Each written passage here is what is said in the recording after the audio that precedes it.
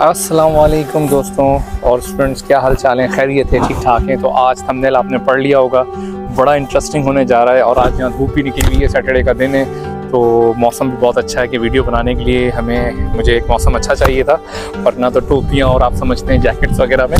तो बहरहाल आज का टाइम कम है, मैं आपको चाहता हूँ कि डायरेक्ट मौजू पे ले आता हूँ। तो आज का जो टॉपिक है वो ये है कि क्या हम जर्मनी या यूरोप पीएचडी और मास्टर करने के लिए आ सकते हैं, वो भी विदाउट ब्लॉक अमाउंट, और उल्टा हमें ये इदारे हमें ये सैलरी दें, मींस हमें एज अ जॉब ऑफर करें like a stipend. Yes, it is possible, ये पॉसिबल है।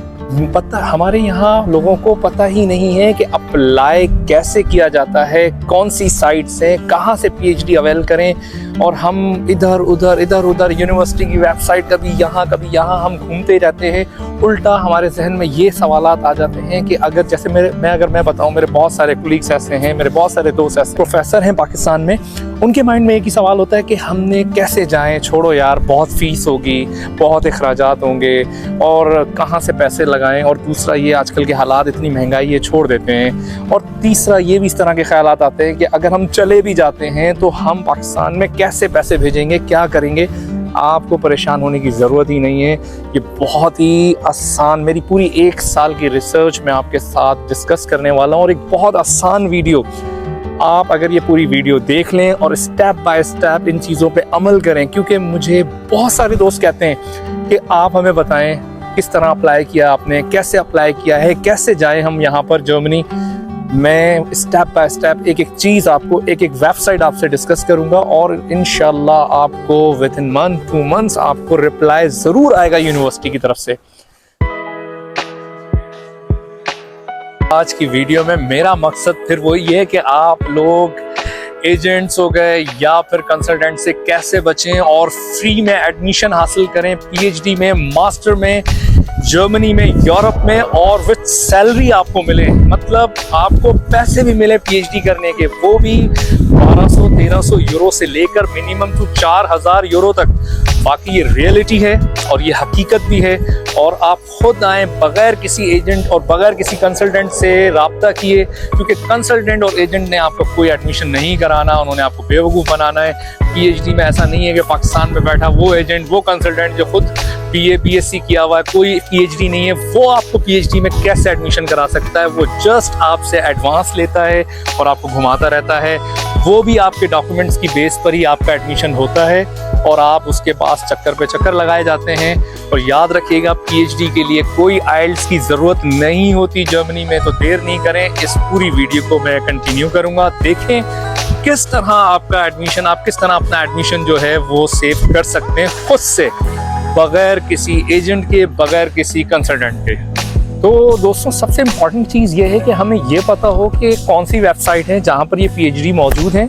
और हमारे यहाँ प्रॉब्लम ये होता है, हम सब्जेक्ट ढूंढ रहे होते हैं, सब्जेक्ट वाइज होता है। नहीं, जर्मनी के अंदर पीएचडी सब्जेक्ट वाइज नहीं होती, पाकिस्तान से हटकर है। पाकिस्तान में आप पहले कोर्स वर्क करते हैं, फिर आपको जाकर एक टॉपिक सिनॉप्सिस लिखना होता है।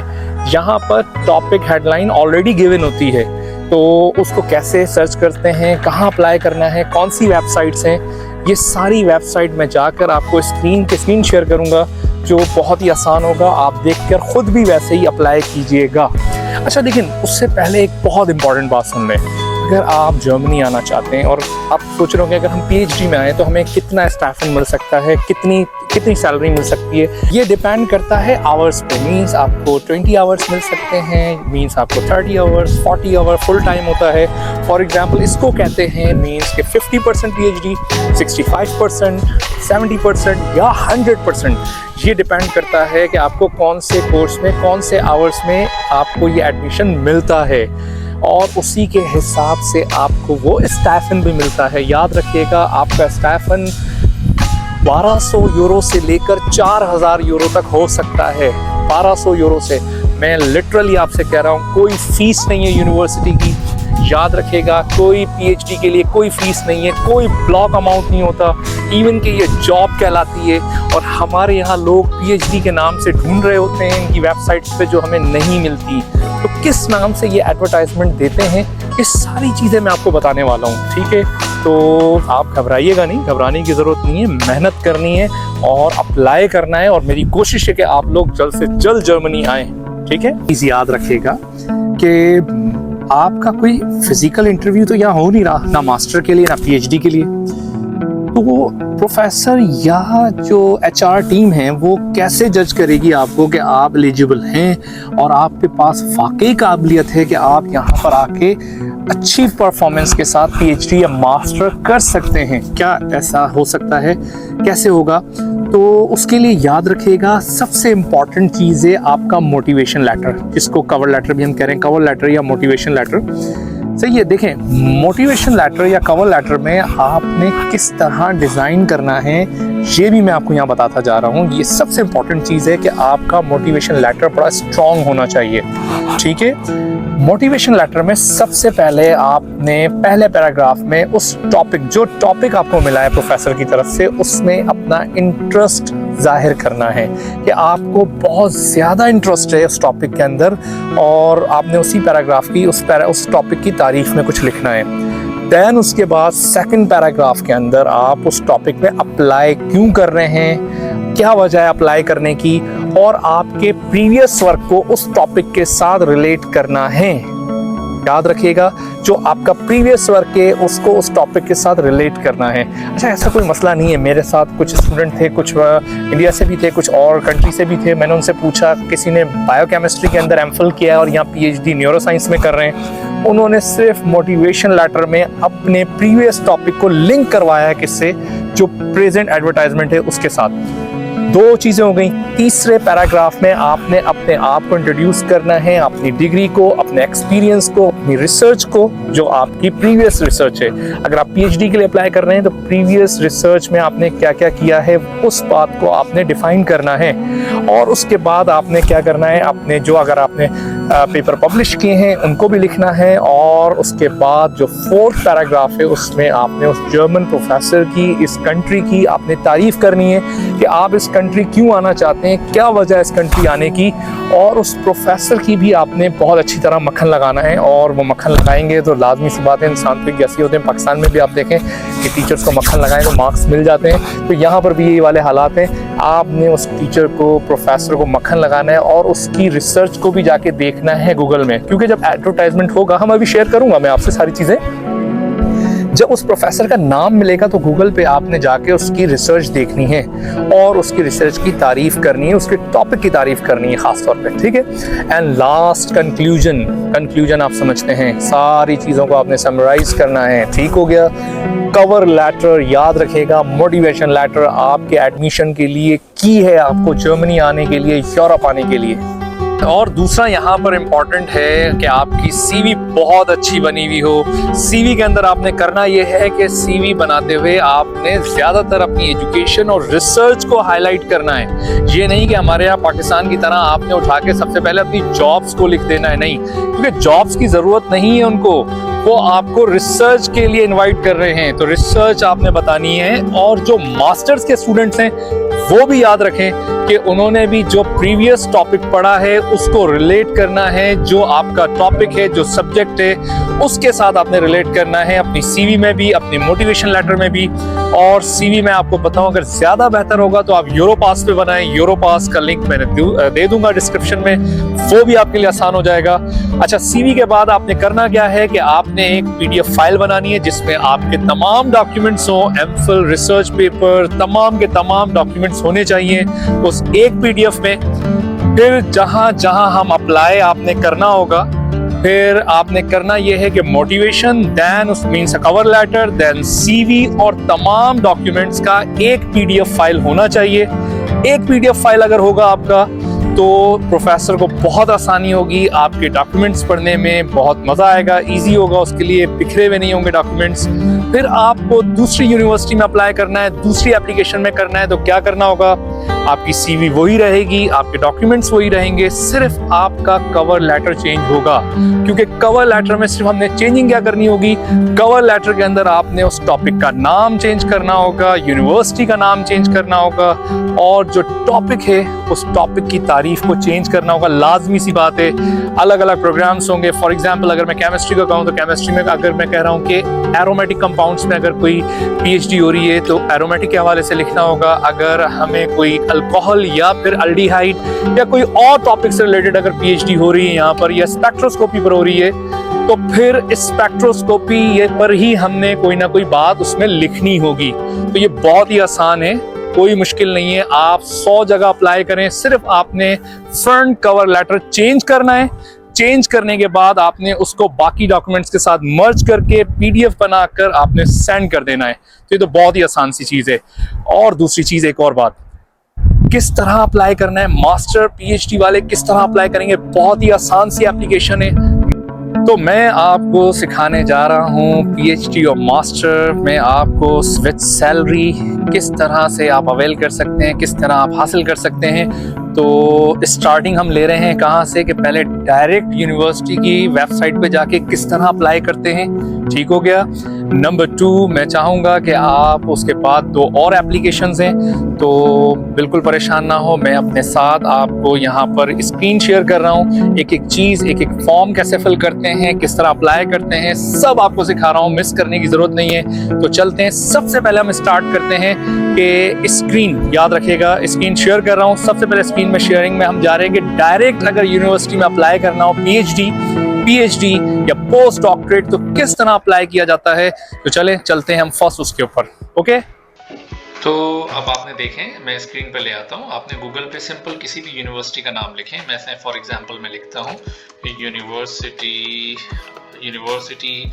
आप देखें मेरे सामने बहुत सारी यूनिवर्सिटी आ रही है, लेकिन मैं लिख देता हूँ यूनिवर्सिटी ऑफ गीजन लिख दें, जीगन लिख दें, FAU लिख दें, न्यूरम्बर्ग लिख दें, जो आपका दिल करता है आप लिखें। यूनिवर्सिटी ऑफ जीगन लिख देते हैं, ठीक है, ऐसा EGN जीगन। मैं इसको सर्च करता हूँ यूनिवर्सिटी ऑफ जीगन को। देखें आपने यूनिवर्सिटी ऑफ जीगन पर जाना है। आप यूनिवर्सिटी जीगन पर आकर आपने करना ये है, यूनिवर्सिटी की वेबसाइट को खोलना है, ठीक है। अब इसको ट्रांसलेट कर लेता हूँ अगर आपके कंप्यूटर में ट्रांसलेशन नहीं है। अच्छा, आपने PhD ढूंढने के लिए सिंपल ये है, कहीं PhD लिखा हुआ नहीं आएगा स्क्रीन पर। आपने इसकी जॉब्स में जाना है, करियर में जाना है। कहीं पर भी जॉब ऑफर लिखा है, करियर लिखा हुआ है, तो देखें मैं करियर पे जाता हूँ। करियर पे जाने के बाद मैंने इसको सेलेक्ट किया। ये देखें जॉब पोर्टल लिखा हुआ आ रहा है, आपने जॉब पोर्टल ही ढूंढना है। अच्छा, अब आपने ये देखें साइंटिफिक स्टाफ, आप प्रोफेसरशिप पे तो नहीं जा रहे, आपने साइंटिफिक स्टाफ में आती है PhD, तो आपने साइंटिफिक स्टाफ को क्लिक करना है। यहाँ पर देखें कितनी सारी PhDs आ गई हैं। मैं इसको इंग्लिश में है ऑलरेडी, ठीक है, तो आपके सामने ही है कि फैकल्टी ऑफ रिसर्च एसोसिएट। देखें यहाँ जर्मनी के अंदर PhD का एडवर्टाइजमेंट PhD नहीं लिखी होती, रिसर्च असिस्टेंट, रिसर्च एसोसिएट ये लिखा हुआ आता है। आपके सामने सारे सब्जेक्ट्स मौजूद हैं, सारी चीज़ें मौजूद हैं। कितना आसान है, सिंपल है। ये मैंने एक आपको दिखाई, जल्दी जल्दी में मैं आपको एक और यूनिवर्सिटी दिखा देता हूँ। देखें अगर मैं यहाँ पर ही दोबारा गूगल पे जब मैं एक और यूनिवर्सिटी जल्दी जल्दी में आपके सामने लिख देता हूँ, यूनिवर्सिटी ऑफ गीजन लिखता हूँ। देखें यूनिवर्सिटी ऑफ गीजन लिखा है, बहुत अच्छी यूनिवर्सिटी है। इसकी वेबसाइट पर जाते हैं। देखें अब यहाँ पर भी कहीं PhD नज़र नहीं आ रहा स्क्रीन पर। अब आपके सामने मुझे कहीं जॉब ढूंढनी है, क्योंकि यहाँ पर ये PhD को एज अ जॉब या पोस्ट डॉक्टरेट को एज अ जॉब कंसीडर करते हैं। तो देखें कहीं पर भी जॉब लिखा हुआ है साइड में, इधर उधर आप देखें यहाँ बिल्कुल, हाँ ये देखें जॉब मार्केट ऑफ JLU। मैंने इसको क्लिक किया जॉब मार्केट पर, फिर इसको हमने ट्रांसलेट कर लेते हैं। आपके पास ट्रांसलेटर लगा हुआ होगा इन साइंस। फिर देखें यहाँ पर रिसर्च असिस्टेंट की पोस्ट मींस के रिसर्च असिस्टेंट का मतलब PhD की बात हो रही है। तो अब आप देखें यहाँ पर रिसर्च असिस्टेंट है। यहाँ देखें डिपार्टमेंट के साथ ही दिया हुआ है, फर्स्ट, सेकंड, थर्ड, फोर्थ पे देखें डिपार्टमेंट ऑफ जियोग्राफी है। Research associate biology chemistry department में है। सामने टॉपिक भी लिखा हुआ है। फिर आपके सामने डिपार्टमेंट के साथ ही हैं।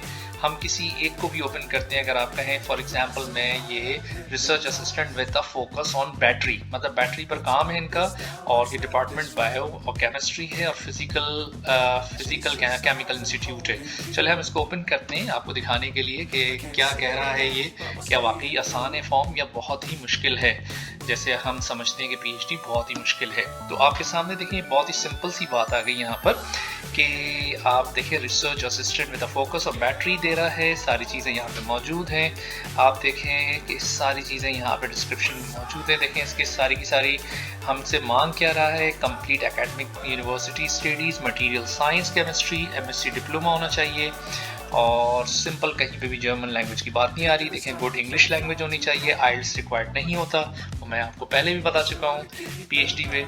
और देखें ये आपको क्या क्या ऑफर कर रहा है। ऑफर देखें आप, participation in the internationally renowned the group of the attractive scientific development opportunities है।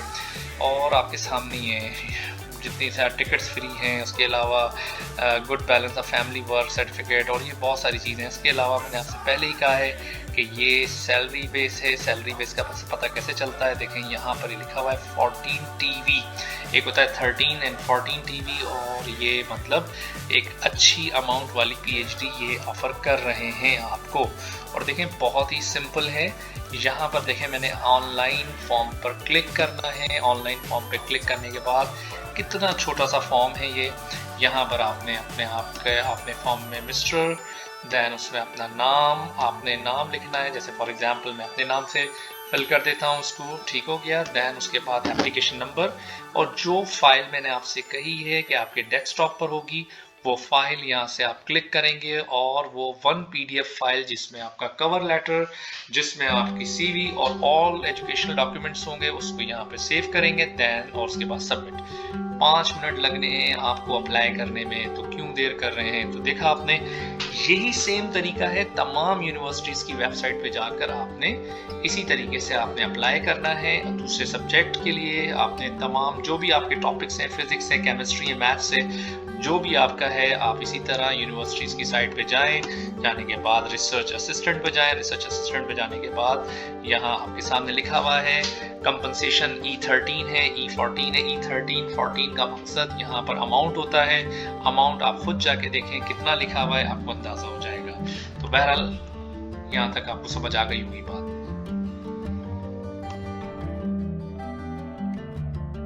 सीख लिया कि डायरेक्ट किस तरह अप्लाई किया जाता है, आपने देख लिया पूरा मेथड कितना आसान था, आप खुद कर सकते हैं। मैं कोशिश चाहूँगा कि आप जल्दी आप लोग भी जर्मनी आएँ, और इतना मुश्किल नहीं है। आपने देखा कि सैलरीज भी लिखी हुई होती हैं, कितनी सैलरी दे रहे हैं, तो ये आपने अपनी आंखों से खुद से देखा है। कोई एजेंट की ज़रूरत नहीं है आपको, सिर्फ आपने मेहनत करनी है, कुछ भी नहीं है। लग जाएं, लैपटॉप खोलें और तैयारी करना शुरू करें। चलें तो अब और आसान मेथड पे चलते हैं। मास्टर वाले भी साथ कंबाइंड हो जाएं कि हम मास्टर और पीएचडी दोनों के लिए किस तरह एलिजिबल होंगे, कौन सी वो एडवर्टाइजमेंट है, कौन सी वो वेबसाइट्स हैं जहां पर प्रोफेसर्स जो है अपने ये एड्स देते हैं पीएचडी और एमफिल के लिए, मास्टर्स के लिए। तो चलें दूसरी हम साइट्स पे देखते हैं, और दूसरी साइट्स आपके सामने डिस्क्रिप्शन में मैंने लिंक भी दिया हुआ है, और बहुत ही आसान है। जॉब डी वैक्टर, जिसको जॉब वैक्टर भी लिखेंगे तो आ जाएगा। तो हम चलते हैं यहाँ पर, जॉब वैक्टर DE भी कहते हैं, डी मतलब डचलैंड के लिए कहा जाता है। तो चले सेकंड वेबसाइट में, सेकंड में आपको अपनी स्क्रीन शेयर करता हूँ और वो हम देखते हैं।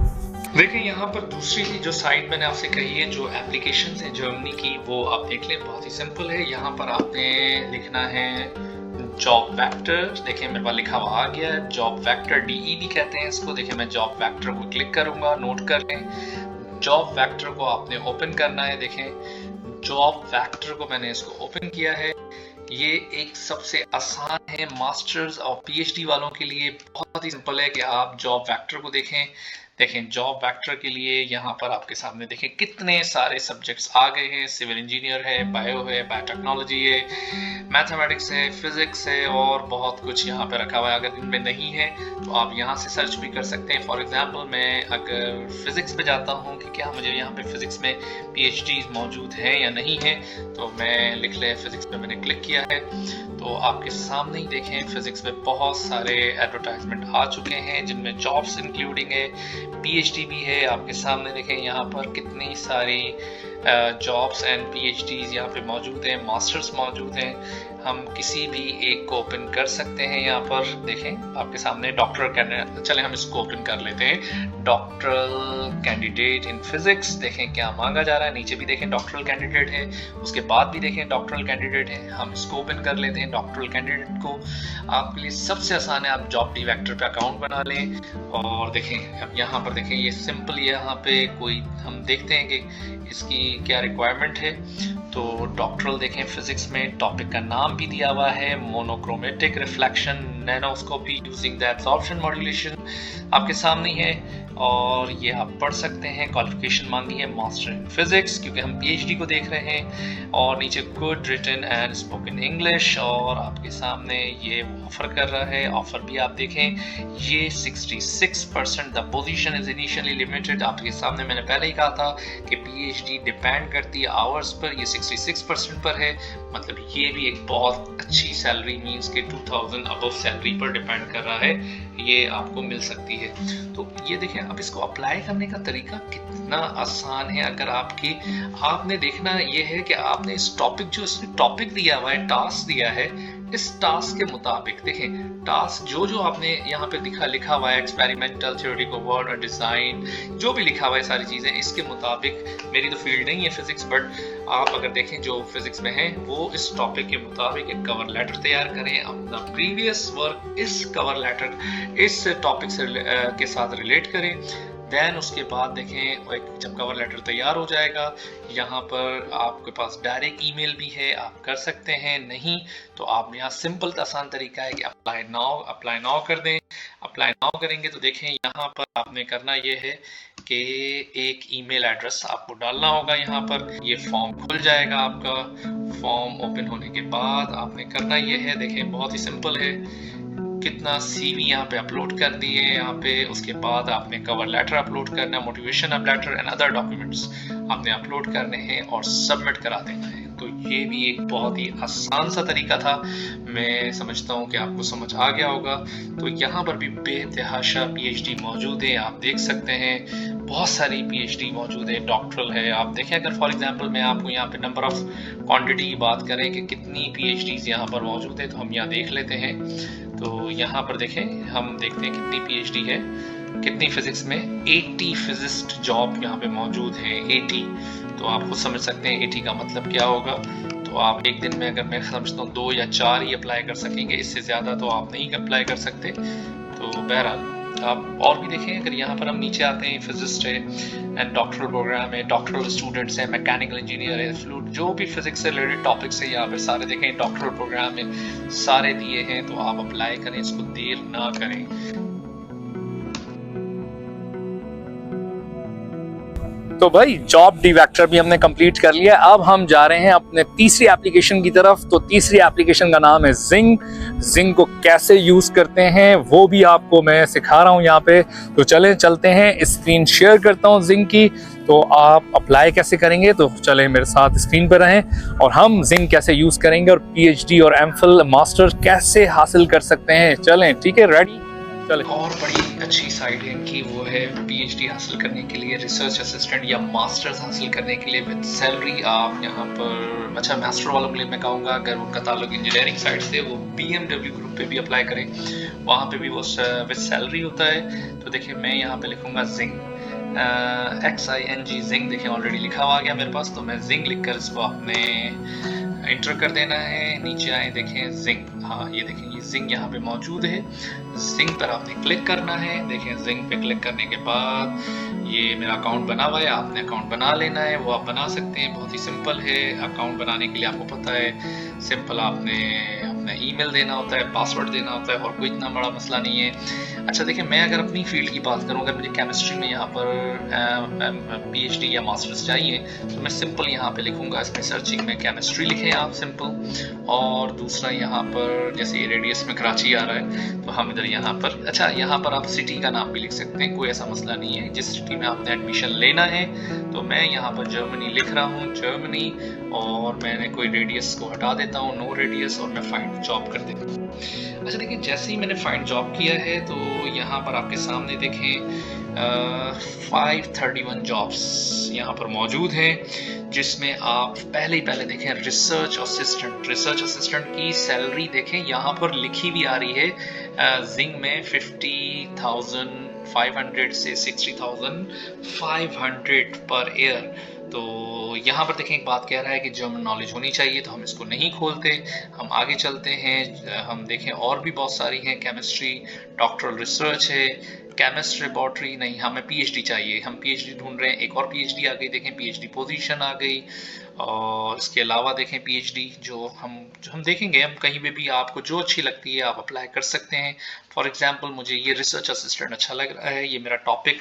आपको अगर फ्री यूनिवर्सिटी बर्लिन जाना भी है, केमिस्ट्री मास्टर है, और ठीक है, तो हम यहीं देख लेते हैं। इसको ओपन करें, जो आपको सही लगता है आप इसको ओपन करेंगे।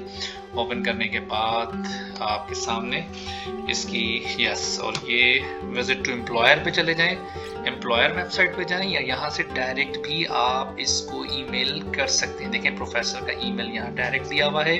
आप वो कह भी रहा है कि एक पीडीएफ बनाकर एक फॉर्मेट पर आप मुझ पे अप्लाई करें, टॉपिक पे देख लें कि उसमें रिक्वायरमेंट क्या क्या है।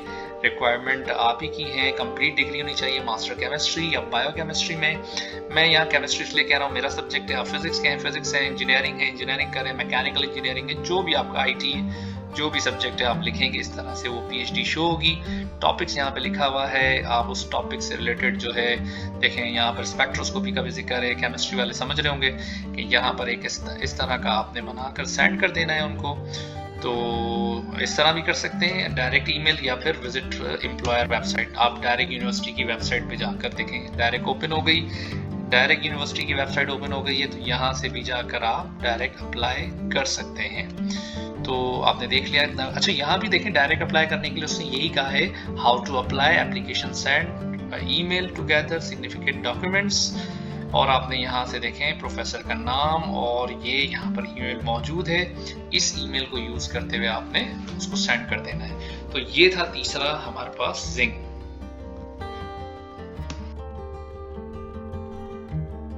आप सबने देखा कि कैसे मास्टर और पीएचडी में अप्लाई करना आसान है, कोई ज़रूरत नहीं है किसी कंसल्टेंट के पास जाने के लिए। कंसल्टेंट आपसे खेल रहा होता है, उसके हाथ में कोई प्रोफेसर का नंबर नहीं है, कंसल्टेंट के हाथ में कोई यहाँ पे ऐसी की नहीं है कि वो आपको एडमिशन करा दे। और याद रखिएगा, ये जो पीएचडी आप अप्लाई कर रहे हैं, पीएचडी में कोई आइल्स की ज़रूरत ही नहीं है। विदाउट आइल्स आपकी पीएचडी हो रही है, ठीक है। आप हासिल कर सकते हैं एडमिशन, कोई मसला नहीं है। सिर्फ आपकी motivation letter, CV, research papers आपके किस तरह आप अप्लाई करते हैं उस पर डिपेंड करता है। और मास्टर्स वालों से भी कहूँगा, खुदारा कंसल्टेंट का पीछा छोड़ें। कंसल्टेंट ने आपको कोई एडमिशन लेके नहीं देना, आप अपना आइल्स देते हैं। आइल्स आपके डिपेंड करता है आइल्स पर और आपकी सीजीपीए पर एडमिशन, उसने कुछ नहीं करना। मास्टर्स वालों से कहूँगा कि देखें, अगर वो फ्री में आना चाहते हैं विदाउट ब्लॉक अमाउंट, तो आप इस वाली साइट्स को देखें जो मैंने सिखाई है। लेकिन आपको आने की बहुत ज्यादा जल्दी है मास्टर्स वालों को, तो आप without block amount with block amount आ सकते हैं, लेकिन अप्लाई खुद करें। यूनी असिस्ट की साइट पर जाके अपना अकाउंट बनाएं। यूनी असिस्ट पर जाके अकाउंट बना के अपनी यूनिवर्सिटी डिपार्टमेंट सेलेक्ट करें। आपका एडमिशन होना होगा तो हो जाएगा। जितनी मेहनत आप करेंगे उतनी एजेंट नहीं करेगा, तो बेहतर है कि खुद अप्लाई करें। तो मैं उम्मीद करता हूं कि आपको ये वीडियो समझ में आई होगी, आपको ये लेक्चर समझ आया होगा, इजी रहा होगा। मेरी 1 साल की रिसर्च ये थी कि मैं चाहता था कि पाकिस्तान से भी लोग या कहीं और से भी देखने वाले लोग हैं वो आए यहाँ पर, खुद अप्लाई करें और पीएचडी और मास्टर के लिए जल्द से जल्द यहाँ आके एडमिशन अपना हासिल करें, ऑनलाइन घर बैठ के एडमिशन हासिल करें। तो बहरहाल उम्मीद करता हूँ आपको लगे। लिए अल्लाह हाफिज। और नेक्स्ट वीडियोस बहुत ज़्यादा इंफॉर्मेटिव होने वाली है मेरी, क्योंकि याद रखें मैंने ये सीरीज स्टार्ट की है जर्मनी के हवाले से, जिस पर मैं job seeker visa, tax returns और बहुत सारे टॉपिक्स पे बात करने वाला हूँ। तो इसको आप सब्सक्राइब कर लें, अपने पास सेव कर लें। तो नेक्स्ट वीडियोस में हम बात करेंगे नेक्स्ट टॉपिक पे, ठीक है। अल्लाह हाफिज। पाकिस्तान जिंदाबाद।